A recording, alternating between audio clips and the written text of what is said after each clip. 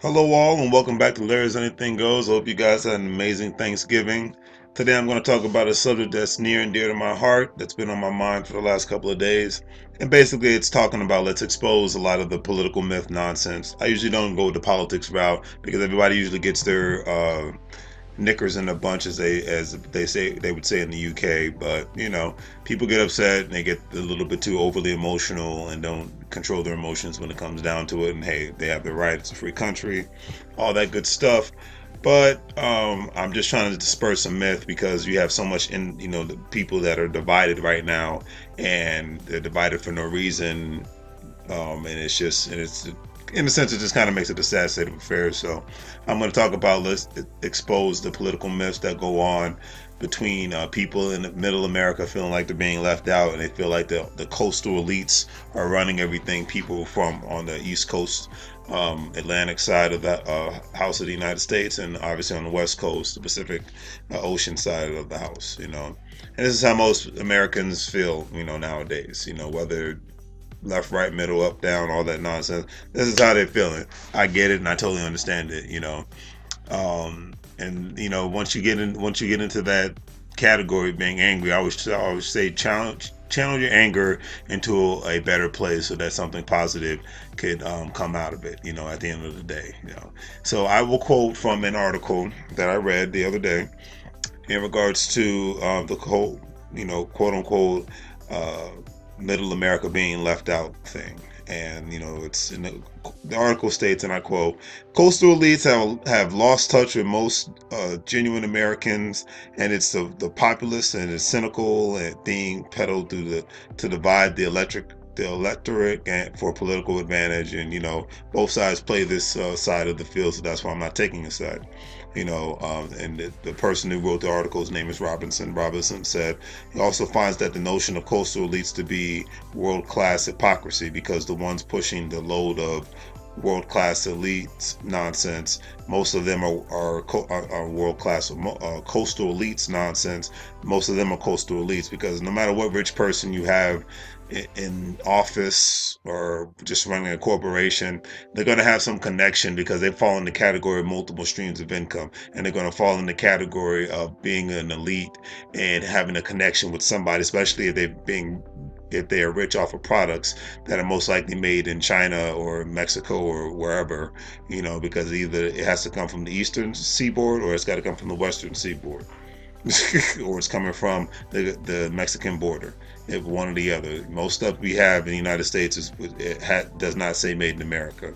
Let's just be realistic about that. On the same on the same token note. And Robinson also stated that yes, it matters a great deal what people think in small town Pennsylvania and rural Texas. Absolutely, I couldn't agree with him more. But it matters just as much what people think in rebuilding inner cores and thriving suburbs of our major cities, even those cities happen to be near a coastline. And I was like, okay, I couldn't agree with you more on that one, because all different states throughout the United States of America have their own economy since the inception of the United States of America. They have their own economy. There's ways that they make money that differ from other states. But nowadays, for the most part, most industries, for the most part, are the same. Some still very different than others, but we're such a connected country, and we're connected with so many other countries throughout the world, especially because of technology, that for the most part, a lot of industries vary into the same category. Let's just call it what it is. The thing that people really need to start paying attention to is the way the industry really works. And it's just the one-on-one aspects of how industry really works. There's a need for it, then the industry will have customers, obviously, right? Any product that people need, they will buy for the most part, especially if they need it or they want it. They will buy it. Hence jobs being created, etc., and so on. We all get that concept, right? It doesn't take a rocket scientist to understand that. If there isn't an industry, because there isn't an industry, then that industry, if there isn't a need for the industry, then that industry will cease to exist. Let's call it what it is, and it will not exist anymore. And I mean, we're going into the year 2019, for crying out loud. I mean, we're almost in December 2019 here, and people are still crying about a lot of obsolete jobs and industries out there in today's economy that just aren't working anymore. And it's sad that a lot of small towns throughout the United States are shrinking and becoming obsolete, and just basically becoming places where either you're well-to-do or you're somebody that's moved out there because you retired from living in a major city. But the industries just really aren't there that it used to be 20, 30 years ago. Excuse me. It's been a long day. 20, 30 years ago. And in the United States, everything is a competition, no matter how you look at it. As much people love football, baseball, soccer, or around the rest of the world, they call it football. Everything is like that. It's like a competition. This team versus that team. This state versus that state. This city versus this city. Everybody's in a competition for industry, and they're in a competition for jobs. They're in a competition for entrepreneurship. Everything is a competition. Hey, that's what makes America a beautiful place to live, because of that. Because we at least admit it. It's economy of winners and losers. If you're on the losing side, then you have to work harder to become a winner. That's just the way the U.S. economy has always worked, and it's not going to change no matter who the president is, no matter who runs the Congress. Let's just keep it real. Throw this political nonsense out of the way, because, like I said, it's kind of gotten out of hand. That's just how I look at it. Let's just be realistic about it. Everything is a competition, and not even just from the United States, but just world competition now, because we're so connected with other countries now. People don't even realize that. I think people just forget about that just because they're stuck in their little worlds. The opportunities are endless, compared to specific states where you're living in. And then other states, the opportunities used to be endless, but now they're not so much anymore, because they have to find new industries to come in. That's the thing that they're not talking about on the left or the right side. You need to find more new industries to come in. It's not just because of specific policies that are going to hurt your area. It's because your industries are becoming obsolete. Love it or hate it, it is what it is. We're not a factory-based economy like that anymore. We never will be. I just don't see it happening. And it's just the reality of it all, and I said this a lot of times, and I will say it again and again and again.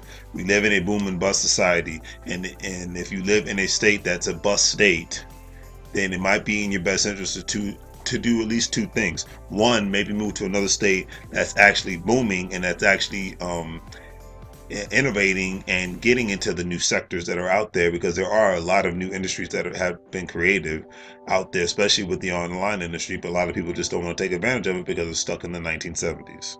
And if not, if you want to stay in your town, then hey, you're going to have to figure out, if you're going to stay in your town or the state that you live in, you're going to have to figure out a different way how to make money. That's going to be in your best interest. Either you stay or you move. But at the end of the day, you're going to have to think and live outside of the box. I know a lot of times people don't want to hear that, but it's just one of those it is what it is situations. You're going to have to think and live outside the box. That's just the way life goes. And, it is what it is. A lot of us have to accept things that we don't like, but we accept it, because without dealing with things that we don't care about, there's no growth at the end of the day. And that's just keeping it 100, keeping it real, on that note. So now I want to get into the two different examples that I have for Middle America, and actually two of my favorite states that I actually can't wait to visit, because I've seen so much about them, and I know so many people that have visited and live in these states now, and I'm going to check these states out in the new year: Colorado and Utah.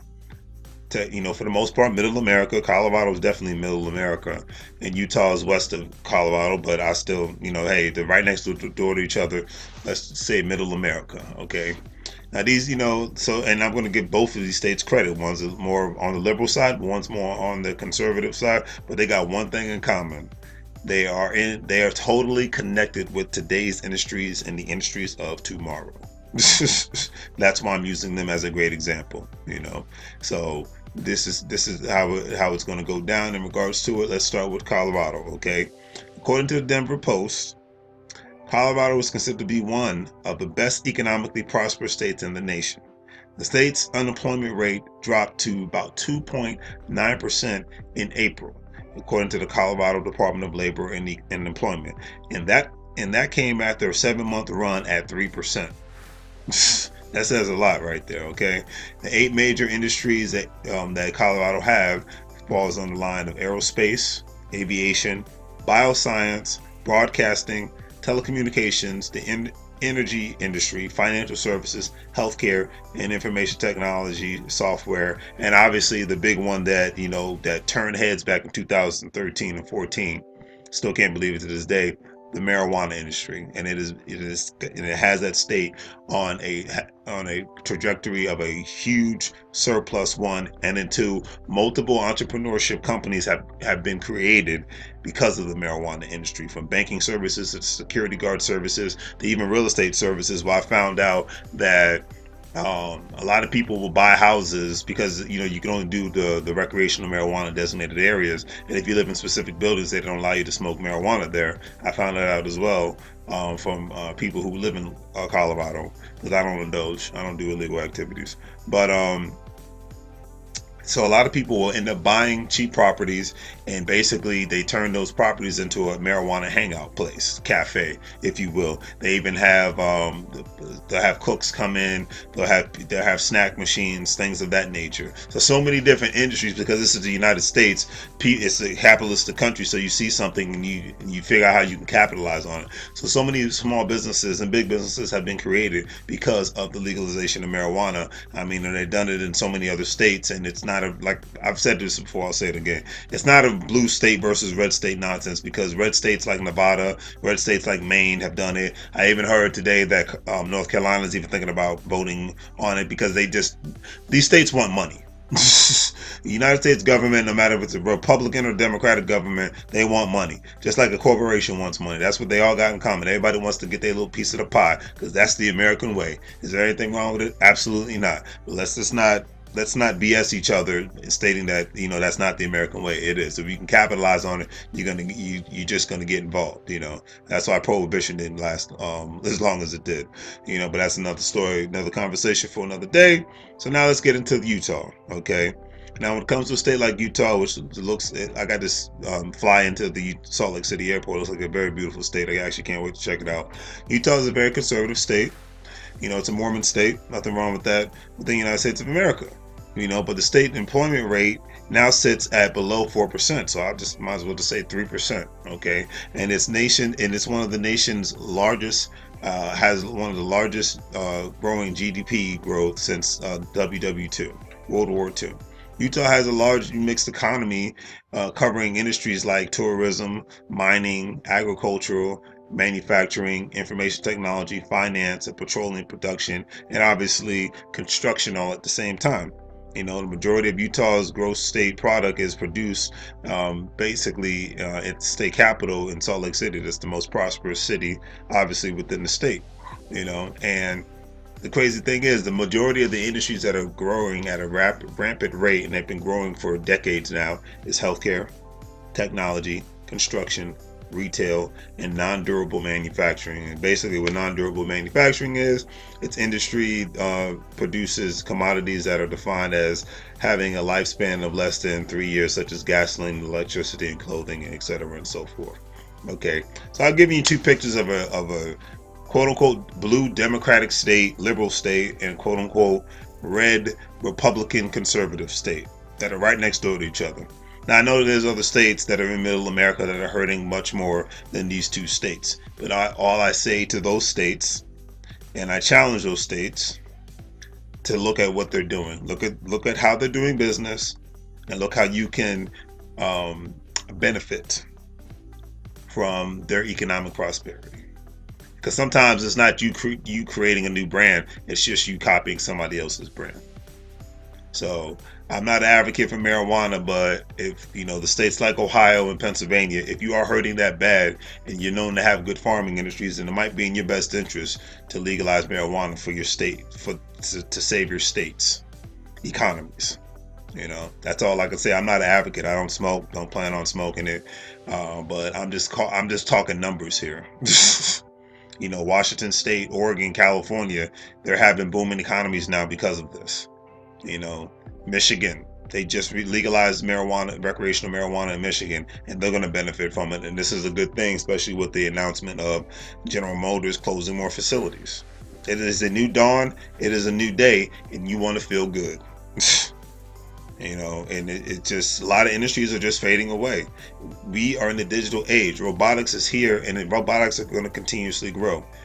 you and me and everybody else needs to look outside of the box on how we make money. And it's like I said, don't be those 15,000 people who are about to lose their job. And I feel bad for them. And that's why I make these videos, because it's not cool just waking up for a job and not waking up for a hustle, not waking up being a boss. It's just in everybody's best interest. You just cannot be an employee anymore. So that's what I have to say about that. Let's stop this political me against you nonsense. Let's work together so we can all be financially prosperous and ready for the next economic collapse. Because, like I stated earlier, we live in a boom and bust economy. The next economic collapse is coming. No matter who the president is, no matter who runs the Congress, these things will happen because we live in a boom and bust society. Hope you guys enjoyed the video. Please give it a thumbs up. Please share. Please subscribe. And I hope you guys enjoy the rest of your evening and the rest of your week. Take care.